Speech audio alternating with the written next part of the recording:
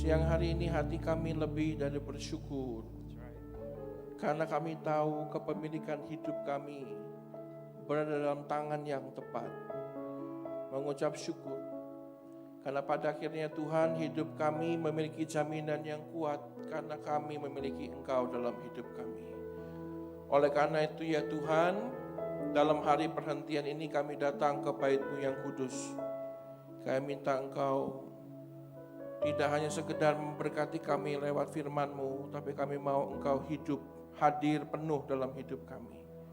Mengucap syukur untuk gereja ini, tempat di mana kami bertumbuh, berakar dan berbuah.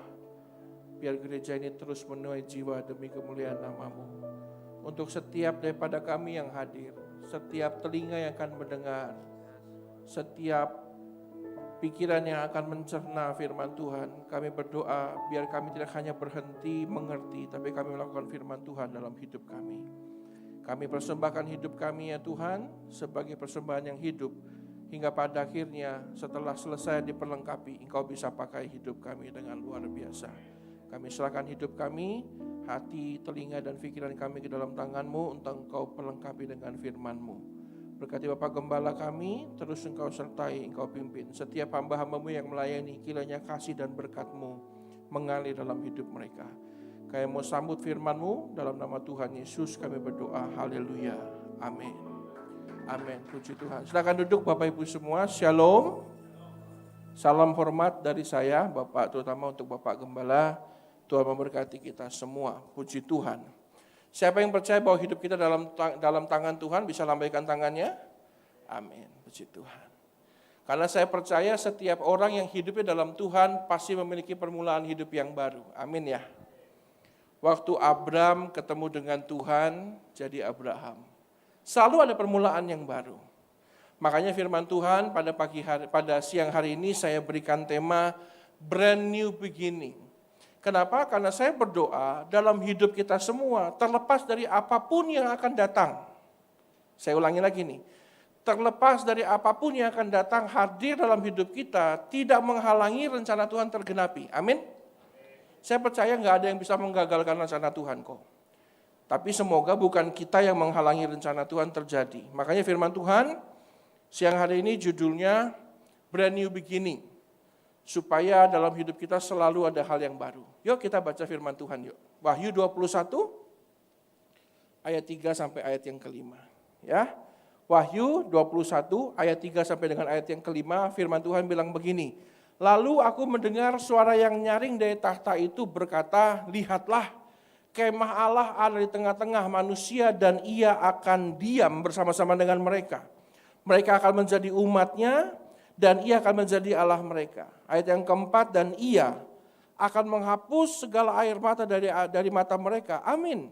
Dan maut tidak akan ada lagi perkabungan atau ratap tangis atau duka cita, sebab segala sesuatu yang lama itu telah berlalu. Amin. Ia yang duduk di atas tahta itu berkata, lihatlah, aku menjadikan segala sesuatu baru. Dan firman-Nya, tuliskanlah karena segala perkataan ini adalah tepat dan benar. Dalam hidup ini kita gak bisa halangi kok masalah datang, betul gak? Kita bahkan gak bisa menghalangi kita mau lahir di keluarga seperti apa. Kalau saya milih lahir di keluarga kaya raya dong. Kita gak bisa milih kita mau lahir di keluarga seperti apa, kita gak bisa menghindari setiap masalah. Tapi percayalah bahwa firman Tuhan itu ya dan amin. Dia yang punya kerinduan untuk menjadikan dalam hidup kita segala sesuatu baru. Amin. Dia mau menjadikan hidup kita segala sesuatunya baru. Jadi jangan khawatir, sekalipun ada masalah, ada problem, rencananya tetap tergenapi dalam hidup kita. A brand new beginning. Sebuah permulaan yang baru. Di China ada seorang bapak namanya Peng Chuilin. Semoga gambarnya terbuka ya. Namanya Peng Chuilin. Yang Bapak Ibu lihat, yang kita semua lihat di layar, itu tingginya sekarang 78 cm. Kenapa begitu? Karena tahun 95, dalam sebuah kecelakaan yang cukup rumit, dia terlindas sebuah truk bermuatan penuh. Tepat di torso. Sehingga Dokter tidak mampu menyelamatkan tubuh bagian bawah, lower body-nya nggak terselamatkan. Yang bisa diselamatkan hanya upper body. Dibutuhkan waktu 2 tahun dan berpuluh-puluh kali operasi hanya untuk menyelamatkan nyawanya. Menyusun ulang saraf dan saluran pembuangan. Banyak orang bilang jangankan punya masa depan, bisa hidup aja udah syukur. Tapi rupanya Bapak Peng Cuilin yang tahun 95 akhirnya tingginya tinggal 78 cm, sekarang punya, ada gambarnya, sekarang punya permulaan yang baru. Ya, lumayan. Tahun 2007 dia buka toko kelontong. Dan cukup ramai. Kenapa ramai? Karena orang datang tidak hanya mau belanja, mau melihat orang yang badannya tinggal separuh. Cukup berhasil. Banyak orang underestimate, bisakah dia hidup dan punya masa depan? Rupanya lebih dari punya masa depan. Dia berhasil sekarang.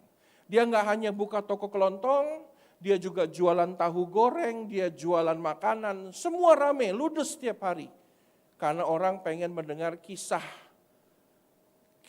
keberhasilan seseorang yang terlindas truk tapi hidup dan membangun masa depannya. Dalam hidupnya ada masalah nggak? Ada. Masalahnya besar, terlindas truk. Banyak orang kalau seperti dia mungkin sudah tidur di rumah nggak mau lakukan apapun. Punya 1001 alasan untuk berkata bahwa saya gagal, saya cacat, tapi dia melakukan permulaan yang baru dalam hidupnya. Saya percaya dengan iman yang sama, apalagi kita orang percaya, kalau kita hidup dalam Tuhan, maka sekalipun masalah datang, ada permulaan yang baru dalam hidup kita. Amin gak? Jadi jangan khawatir. Sekalipun ada kecelakaan terjadi dalam hidup kita, ada masalah, oh Tuhan sanggup membuat yang lama jadi baru. Tuhan sanggup membuat sebuah lembaran baru terjadi dalam hidup kita. Jadi mari kita yang masih muda-muda ini jangan khawatir. Tuhan punya rancangan yang dahsyat dalam hidup kita. Jadi jangan menyerah, aduh aku kena masalah Tuhan. Makanya ada sebuah kalimat bagus kan bilang begini, jangan katakan sama Tuhan kamu punya masalah yang besar. Katakan sama masalahmu kamu punya Tuhan yang besar. Baru kita kuat dalam Tuhan. GBI Intermak akan dipakai Tuhan, jemaatnya dipakai Tuhan. Hamba-hamba Tuhan dipakai Tuhan dengan dahsyat. Kalau kita mengerti bahwa selalu ada permulaan yang baru. Dan kerinduan datang dari siapa? Dari Tuhan. Dari Tuhan. Siapa yang gak suka makan enak? Kelihatan dong dari badan saya ya. Tapi kalau kita makan lontong sayur misalnya, saking doyannya kita makan, sehari masih enak, betul nggak? Besok masih enak nggak? Besok liatin juga udah males tuh. Seminggu masih mau makan nggak? Enggak. Apalagi setahun. Makanya sebagai anak Tuhan, jangan menjalani hidup yang sama. Kalau kita menjalani hidup yang sama setiap hari rutinitas, nggak ada perubahan terjadi, kita nggak mau berubah, ya sama aja kayak tiap hari makan lontong sayur lah, gitulah kira-kira. Enak nggak hidupnya? Enggak, sakit. Makanya nggak heran kenapa banyak orang sakit. Kerohaniannya sakit, imannya nggak bertumbuh, pengharapannya sakit. Ya karena nggak berubah, tiap hari dimasukinnya lontong sayur doang. Harus berubah, hari ini capcay, besok fuyung hai, besok apa yang hai-hai lagi? Aduhai, nggak tahu lah. Berubah, harus berubah. Buat sesuatu yang baru dalam hidup kita setiap hari. Amin? Nah, makanya sangat saya aminkan perkataan dari Zig Ziglar yang berkata, do not start your day with broken pieces of the past. Amin ini. Jangan mulai hidupmu dengan pecahan masa lalu. Yesterday ended last night. Today is a brand new day and it's yours. Hari ini hari yang baru. Dan ini keputusan kita. Hari ini kita mau bangun atau kita mau hancurkan. Hari ini mau kita bangun jadi hal yang baru atau mau kita rusak dan kita hancurkan. Di Jepang ada sebuah kebudayaan. Mari coba saya sharingkan hal ini. Di Jepang ada sebuah kebudayaan namanya bonseki. Bonseki itu seperti yang terlihat di layar, dengan sebuah wadah namanya nampan, mencoba membuat diorama atau sebuah pemandangan yang baik dengan menggunakan benda-benda yang sudah tidak terpakai.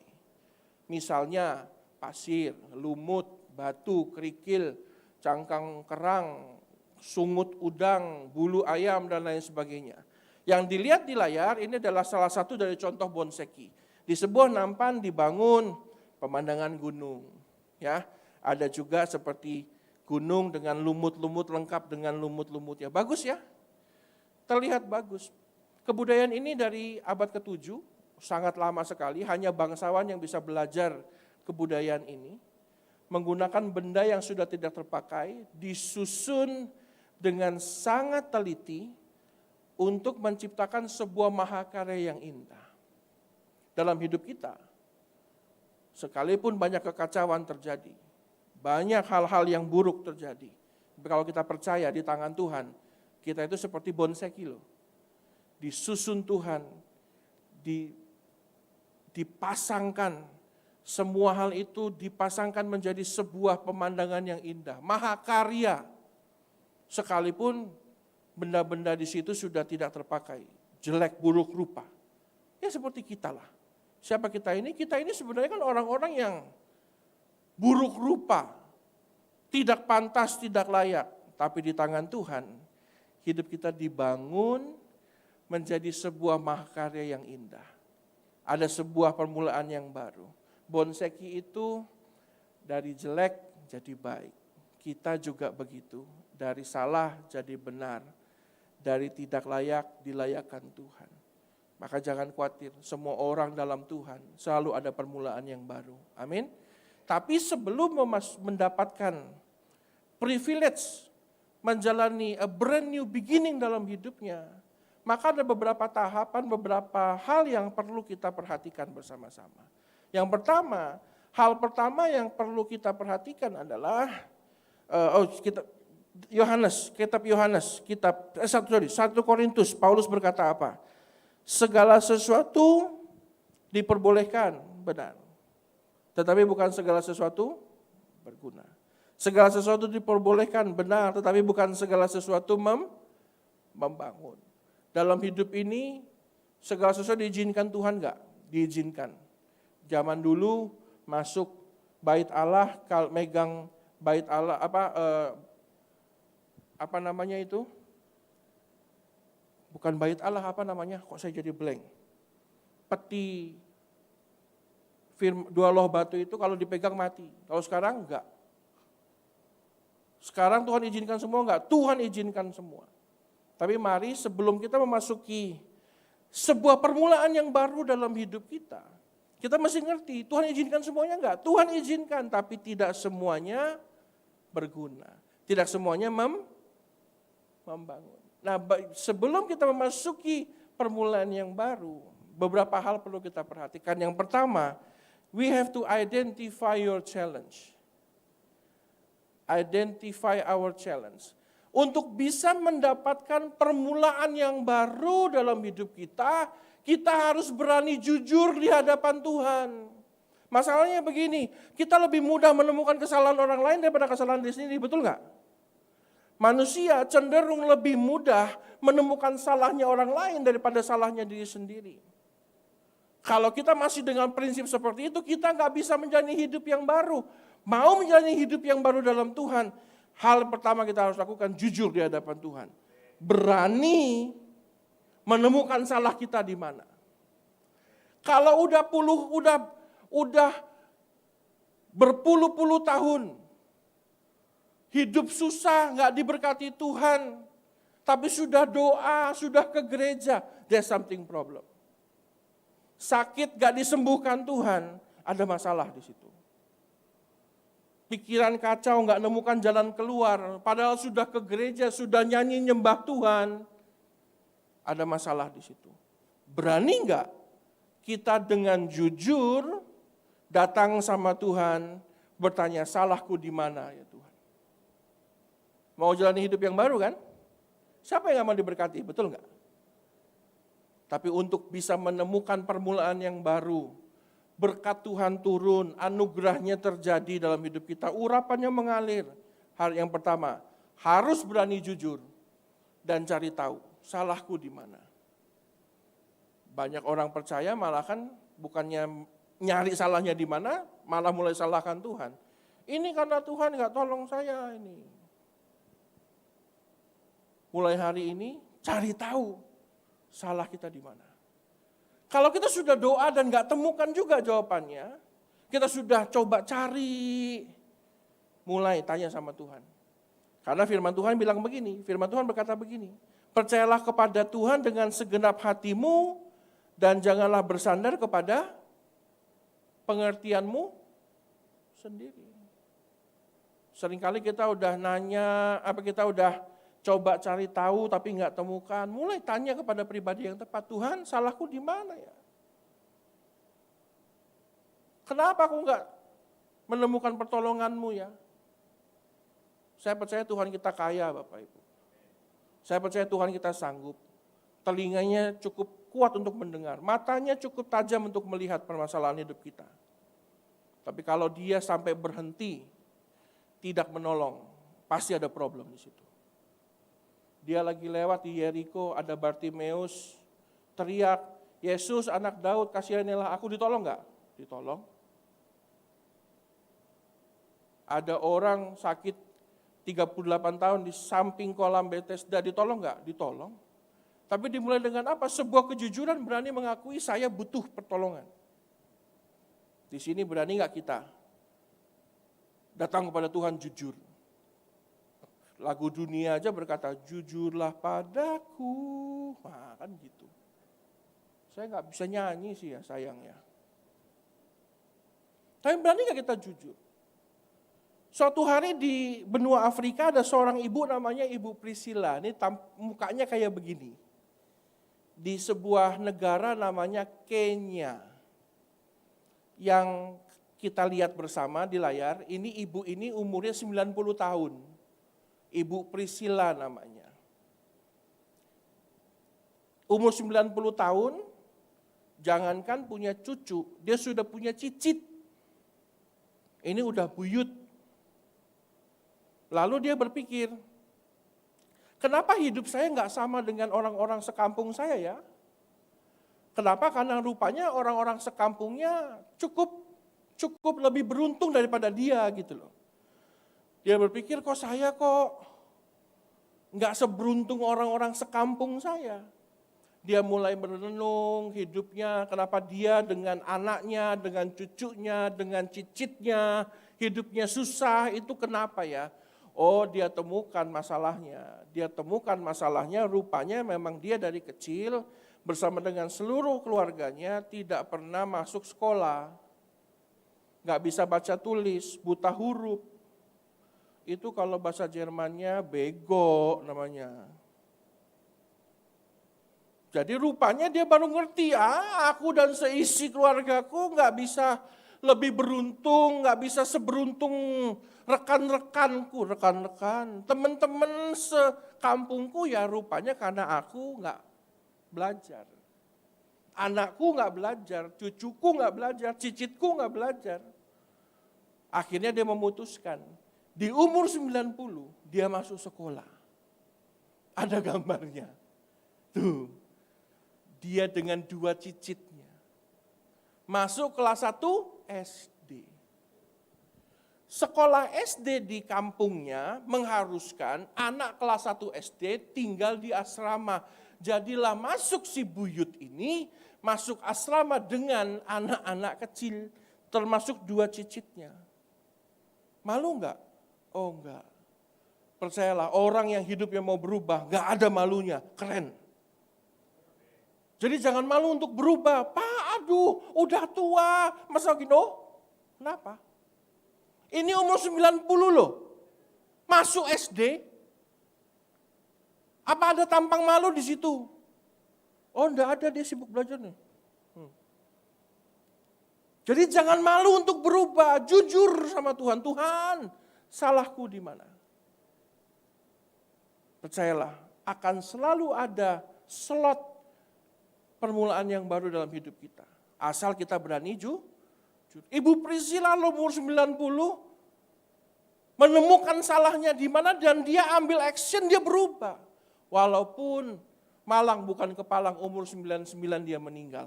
Minimal meninggalnya SMP loh. Betul enggak? Umur 99 tahun kan lumayan SMP.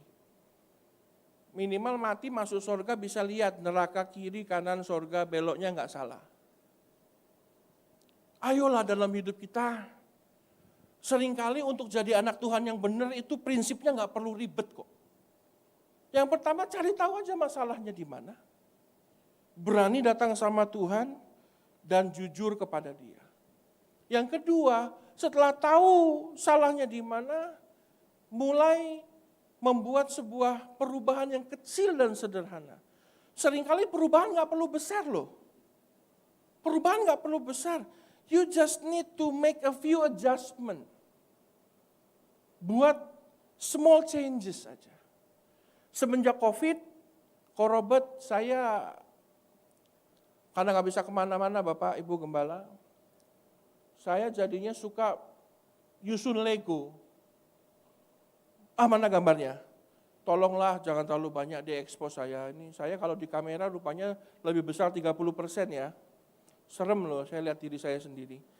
Yang tadi dilihat di layar itu yang orang bermain Lego itu dia membuat rumah pohon itu 1.500 piece. Kalau main Lego bendanya kecil-kecil ya. Kita buka kotaknya kan potongannya kecil-kecil. Disusun, susah enggak? Susah. Seringkali dalam proses penyusunan ada salahnya enggak? Ada. Kalau salahnya enggak dibenerin, jadi enggak bentuknya? Enggak. Perlu dilakukan sebuah perubahan yang kecil dan sederhana. Apa perlu dirombak semua? Kan enggak. Cuman dicopot yang salah, pasangkan yang benar. Dalam hidup kita juga begitu. Kalau enggak ada perubahan, mau membuat sesuatu yang baru, berani untuk melakukan sebuah perubahan. Perubahan nggak perlu besar, cukup kecil dan sederhana. Kalau biasa doa jam 7, Tuhan masih belum berkati, bangunnya lebih pagi, doanya jam 6. Kalau doanya jam 6, masih belum besar kucuran berkatnya, doanya jam 5. Pak, masih belum mantep Pak, utang masih belum lunas, bangun jam 4. Gampang nggak? Gampang. Bulan November, saya divonis dokter ginjal bocor. Badan tegap ganteng luar biasa kayak gini, ginjal bocor. Hancur hati saya. Hancur hatiku melihat dikau. Aduh.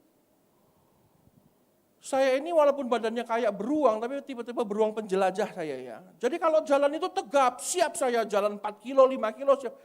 Begitu ginjal bocor, jalan 3 langkah ngos-ngosan. Salahku di mana ya? Kok badanku bermasalah ini, biasanya jalan gak begini. Berangkatlah saya bawa mobil, masih bawa mobil ke rumah sakit. Dari parkiran ke dalam, jalan 3 langkah kayak mau mati. Ngos-ngosan. Datang ketemu suster di tensi, tekanan darah 210/150. Suster liatin saya liatin suster. Suster liatin saya liatin suster. Kita lihat-lihatan. Saya bilang, Sus kamu liatin saya kenapa? Pak tensimu itu 210/150. Kok Bapak gak pingsan? Mana saya tahu. Kok kamu malah berharap saya pingsan? Kalau saya pingsan ngangkatnya gimana? Pak, tangan Bapak tinggi loh. Tinggi, oke. Saya hari itu ketemu dokter internis dan ketemu dokter jantung. Divonis rupanya ginjal saya bocor karena hipertensi. Jadilah saya di umur 39 ini mulai minum obat darah tinggi. Stabil enggak akhirnya? Stabil. Darah tingginya stabil, ginjalnya yang bocor disembuhkan Tuhan, puji Tuhan. Tapi perlu berubah nggak hidupnya? Perlu berubah. Dokter jantung bilang, Pak, setelah USG abdomen, USG pembuluh darah, USG ginjal, cek semua badanmu, gak ada masalah, Pak. Jantungmu sehat, gak ada penyumbatan, gak ada pembengkakan, sehat. Paru-paru, semua bagus, Pak. Masalahmu cuma satu, kamu obesitas. Kamu tahu? Ya tahu.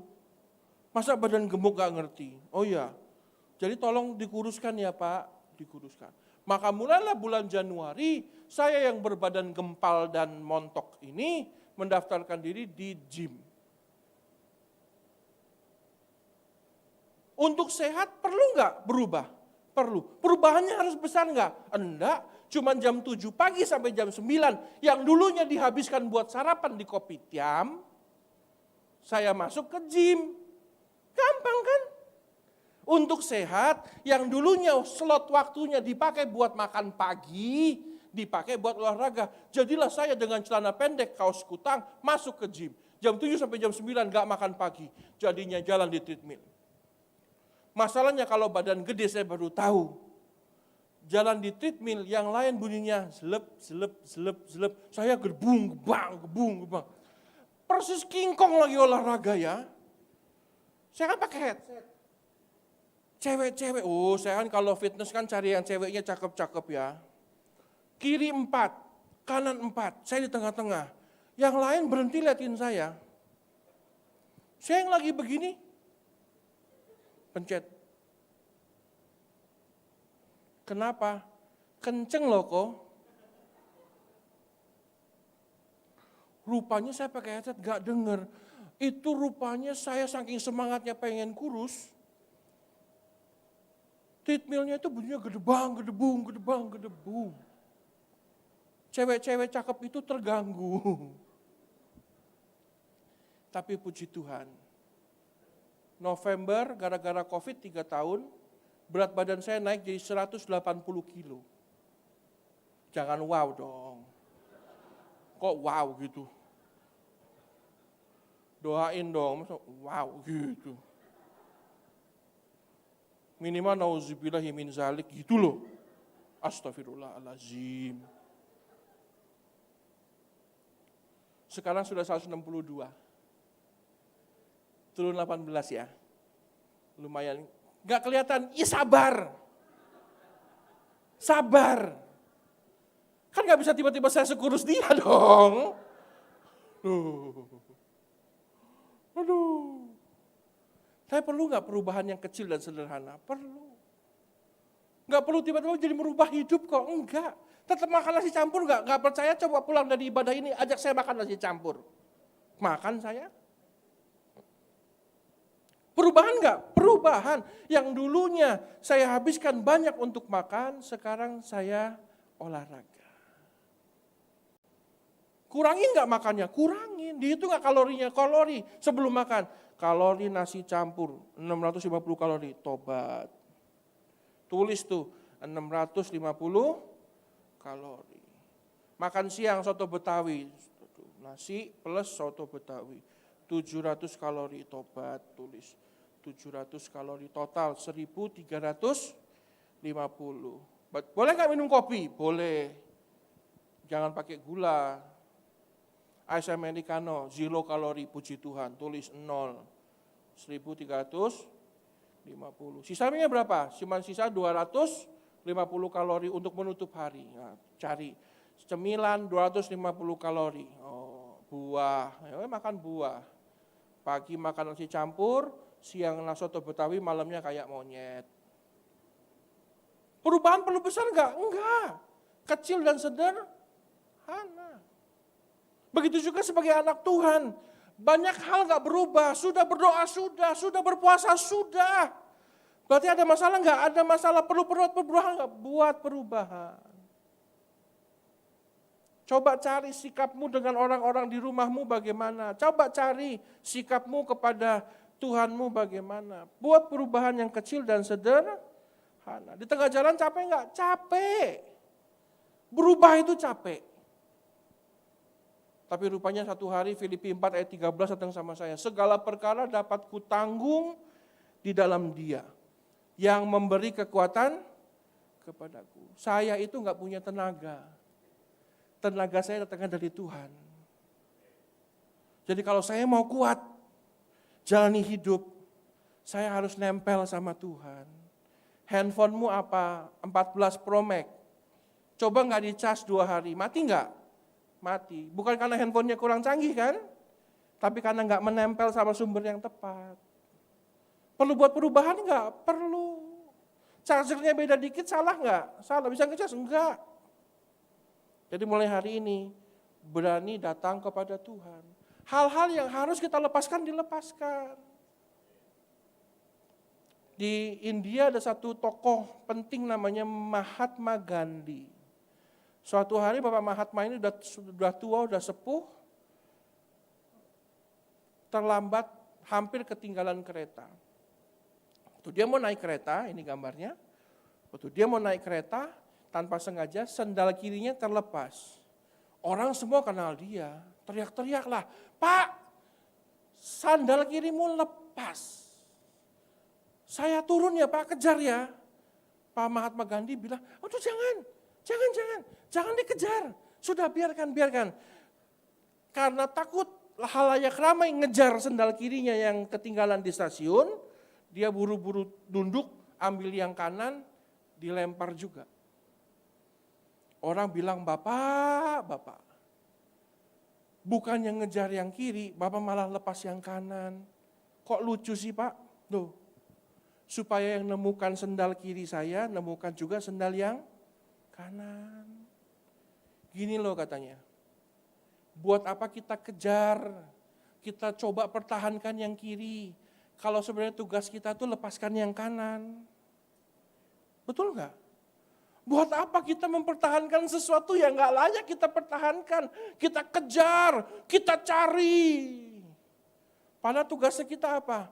Lepaskan yang kanan, udahlah. Mulai hari ini buat perubahan, pulang nyeker nggak apa-apa kan?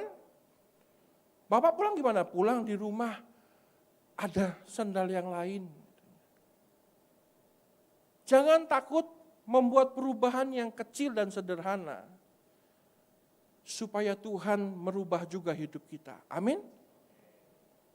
Tugas kita bukan mengejar yang kiri. Melepaskan yang kanan. Hari ini apa yang kau perlu lepaskan? Kebiasaan buruk apa? Lepaskan. Yang ketiga, act now. Ini dia. Berubahlah sekarang. Jangan tarsok. Saya ini termasuk golongan tua ya Pak ya. Tarsok. Ngerti gak tarsok? Entar besok. Kalau berkat maunya sekarang. Tapi kalau berubah, tarsok. Tar dulu, besok. Banyak anak Tuhan seperti itu enggak? Banyak di sini enggak ada ya. Enggak ada yang ngaku. Tapi mari, udah temukan salahnya, udah Pak. Kamu udah buat perubahan? Lumayan lah. Ayo, ambil komitmen berubah. Besoklah. Kenapa saya bisa badannya sebesar ini? Karena tiap kali mau nge-gym, daftarnya besoklah. Hari ini kita makan dulu. Perpisahan. Perpisahan apa kok perpisahan 7 tahun gak pisah-pisah. Mulai untuk berani mengambil langkah hari ini. Makanya firman Tuhan bilang begini, ini pasal berkat itu Ulangan 28 ya. Tapi sebelum diberkati, di ayat yang pertama dikatakan begini, jika engkau baik-baik mendengarkan suara Tuhan Allahmu dan melakukan dengan setia segala perintahnya yang kusampaikan kepadamu pada hari ini. Berarti harus berubah enggak? Kapan? 2 Juli 2024. Hari ini. Banyak orang berhenti dibikin janji. Kan kalau di pembaringan, habis pesta akhir tahun depan aku mau kurus. tahun depan aku mau lebih rajin lagi melayani Tuhan. Tapi tiap kali datang ke gereja, karena kok lemes banget, iya kemarin habis nonton sama pacarku, malah pagi ini aku ngantuk. Coba Tuhan begitu, Tuhan minta berkat. Semalam habis main catur sama Yohanes, Yakobus dan Yudas. Gue panggil Yudas sebagai tim lawan dari neraka, katanya gitu. Makanya jangan tarsuk-tarsuk, lakukanlah hari ini apa yang bisa kita kerjakan hari ini. Jangan kita tunda. Ada sebuah video saya coba putarkan ya. Dari tadi kan udah puas dong ngeliatin badan saya seperti ini. Udah mulai muak ya sepertinya ya. Nonton video dulu. Supaya kita ngerti berubah, harus berubah ya. Bisa? ถ้าพูดถึงทีมฟุตบอลของเราคงต้องย้อนกลับไปที่วันแรกที่นี่ชาวบ้านชอบดูฟุตบอลกันมากแต่ไม่มีใครเคยเล่นหรอก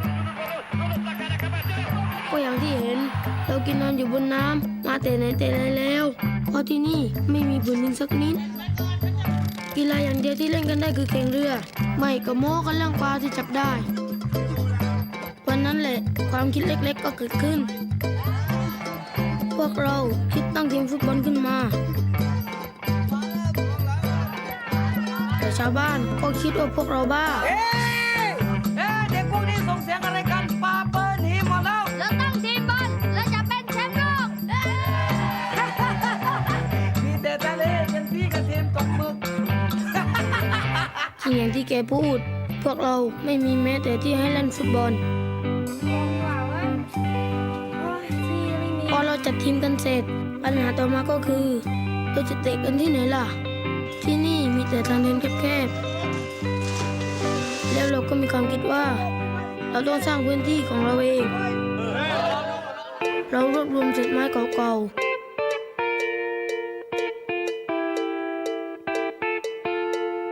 ๆผูกเข้ากับแพปลา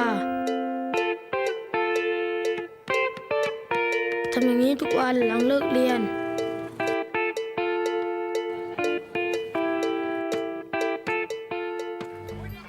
แล้วเราก็สร้างสนามของเราขึ้นมามันโยกเยกแต่มีวัตถุเต็มไปหมดบอลตกน้ำบ่อยมากเลยพวกเราด้วยแต่เราก็เรียนรู้ในการเล่นบนสนามแบบนี้เพราะนี่แหละสนามของเราสนามนี้อาจจะเป็นแชมป์โลก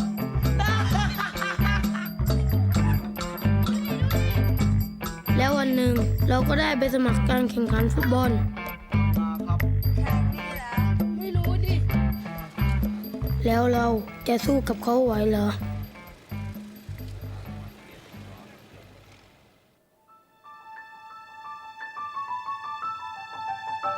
แล้วเราก็ตัดสินใจลงแข่งถึงจะไม่มีชุดก็เหอะนี่เลยแชมป์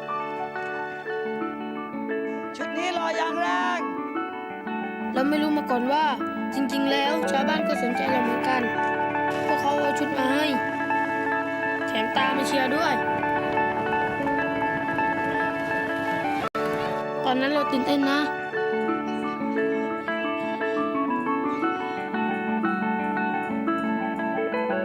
แต่พอเอาเข้าจริงเราทำได้ดีกว่าที่คาดไว้จังหวะเท้าของเราดีกว่าจากการเลี้ยงหลบตะปูแถมประตูในสนามจริงใหญ่กว่าตั้งเยอะแล้วเราก็เข้าถึงรอบ4 ทีมสุดท้ายวันนั้นฝนตกหนักมากแถมคู่แข่งก็เป็นแชมป์เก่ารองเท้าของเราเต็มไปด้วยน้ำเราเล่นกันไม่ได้เลยหมดครึ่งแรกเราโดนนำไป2 ลูกเราสู้ไม่ได้จริงๆเราไม่รู้จะทำยังไงหลังจากครึ่งแรกที่เราสู้ไม่ได้เราต้องทำอะไรบางอย่างเราต้องกลับไปเล่นฟุตบอลแบบของเราด้วยการถอดรองเท้ามันเป็นฟุตบอลแบบที่เราถนัดจริงๆคู่แข่งสู้เราไม่ได้ ให้ดีขึ้นทำได้ดีขึ้น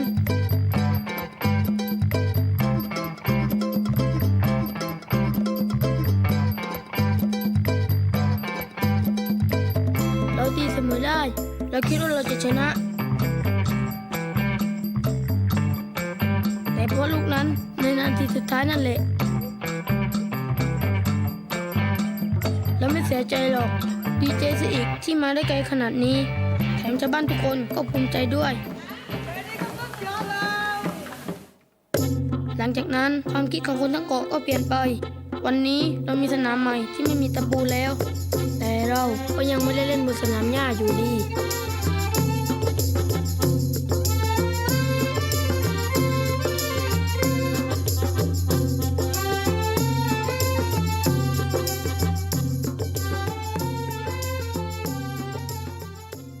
Ya.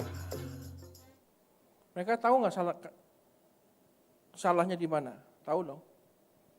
Mereka mau punya tim sepak bola, tapi mereka suku laut ya. Lalu mereka temukan salahnya, mereka buat perubahan nggak? Buat ya. Mereka mulai bangun tempat lapangan sepak bola sederhana. Orang-orang ketawain nggak? Orang-orang ketawain. Tapi terus berubah. Saya pada akhirnya dalam pertandingan itu awalnya menang, akhirnya kalah ya. Tapi kalahnya rupanya karena mereka nggak terbiasa pakai sepatu. Masih membuat perubahan yang kecil dan sederhana nggak? Buat. Mereka lepas sepatunya menang akhirnya. Minimal seri lah. Pada akhirnya perubahan yang tidak ditunda-tunda menghasilkan hasil tidak hanya untuk mereka, tapi untuk satu suku, satu daerah. Kalau hari ini kita berubah, percayalah bukan hidup kita saja yang diberkati Tuhan. Keluarga kita ditolong Tuhan. Lingkungan kita, komunitas kita diberkati Tuhan. Banyak orang akan merasakan kehadiran Tuhan di tengah-tengah kita. Amin. Tapi melani jujur, ambil perubahan. Perubahan gak perlu besar kok. Dan yang pasti jangan tunda. Musuh iman nomor 1 itu apa? Menunda. Zaman ini iblis gak ganggu kita kok. Dia hanya membuat kita menunda-nunda. Musuh iman nomor 1 menunda. Kita yang harusnya hari ini datang kepada Tuhan ditunda jadi besok, udah terlambat. Ya, jadi mulai hari ini ambil tindakan untuk berubah. Amin. Tundukkan kepala, kita berdoa bersama-sama. Kami meteraikan firman-Mu. Dengan bersama-sama berdoa ya Tuhan, biar kiranya perubahan kami di dalam Engkau. Ampuni kami dan biar kami bisa identifying our problems. Kami juga bisa membuat perubahan yang kecil dan sederhana. Kami pastikan perubahan kami dilakukan dengan segera tanpa menunda. Karena iman kami butuh kesegeraan, kami mau segera berjumpa dengan Engkau ya Tuhan, berjumpa dengan anugerah-Mu, berjumpa dengan sukacita-Mu, berjumpa dengan damai sejahtera-Mu. Terima kasih untuk kesempatan kami bisa belajar firman Tuhan. Ampuni kami dan layakkan kami untuk bisa terus menikmati kasih dan anugerah-Mu. Sekali lagi berkati gereja ini, berkati gembala-gembala kami ya Tuhan, berkati juga seluruh hamba-hamba yang sudah melayani. Hamba berdoa kiranya berkat-Mu mengalir dengan luar biasa. Kuasa Roh Kudus menyertai pelayanan mereka. Dan pada akhirnya Tuhan, segala kemuliaan, kehormatan dan kejayaan kami kembalikan hanya kepadamu. Hamba-Mu selesai berbicara ya Tuhan, Engkau yang sempurnakan semuanya dalam kehidupan kami. Roh Kudus, Engkau yang ada dalam hidup kami, membuat kami mengerti dengan sempurna dan melakukannya dengan setia dalam hidup kami. Kami mengucap syukur dan kami tutup firman Tuhan siang hari ini dalam nama Tuhan Yesus, nama yang berkuasa. Haleluya. Amin.